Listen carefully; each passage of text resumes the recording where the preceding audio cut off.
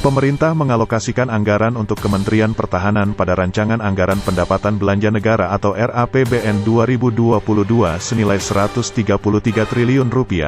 Anggaran kementerian yang dipimpin Menteri Pertahanan Prabowo Subianto ini mengalami kenaikan dari proyeksi anggaran APBN di tahun 2021 yang sebesar Rp118,2 triliun. Namun, jika dibandingkan penetapan awal 2021, anggaran Kemenhan mengalami penurunan.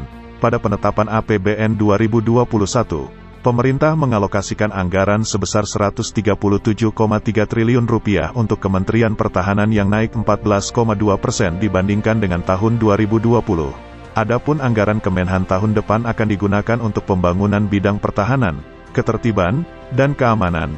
Ini untuk menjamin pelaksanaan program-program pembangunan nasional agar dapat berjalan sesuai dengan yang telah direncanakan. Pada tahun 2022 pemerintah akan melanjutkan kegiatan prioritas dan strategis dalam rangka mendukung penegakan pelayanan hukum, terwujudnya pemenuhan minimum essential force secara bertahap, pemenuhan Al-Matsus, penanganan dan penyelesaian tindak pidana umum, narkoba, dan terorisme.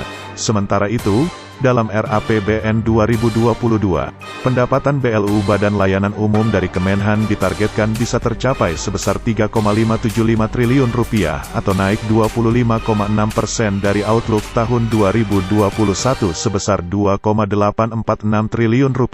Pemerintah Indonesia sebelumnya dilaporkan telah menyetujui kesepakatan pembelian 6 unit jet tempur latih atau trainer dari perusahaan Dirgantara Korea Selatan atau Korsel, Korea Aerospace Industry.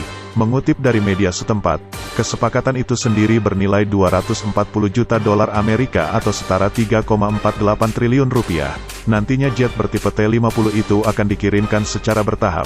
Berdasarkan kesepakatan itu, KAI akan memasok 6 jet latih canggih T-50 ke Angkatan Udara Indonesia dari tanggal 16 Desember tahun 2021 hingga tanggal 30 Oktober tahun 2024. KAI sebelumnya juga mencapai kesepakatan penjualan 16 jet latih T-50 senilai $400 juta.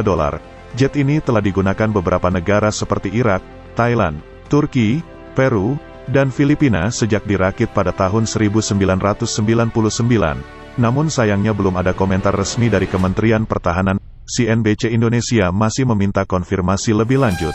Sementara itu kesepakatan ini bukanlah kesepakatan pertahanan pertama yang dilakukan Indonesia dengan Korsel. Sebelumnya dalam lawatan Menhan Prabowo Subianto ke negeri Ginseng April lalu, RI juga sepakat untuk melanjutkan pengembangan jet tempur KEF-X dan IF-X. Para menteri sepakat untuk melakukan upaya bersama untuk terus memajukan kerjasama substansial yang saling menguntungkan, seperti proyek pengembangan jet tempur bersama KEF-X IF-X, berdasarkan kepercayaan yang dalam antara Korsel dan Indonesia sebagai mitra strategis khusus.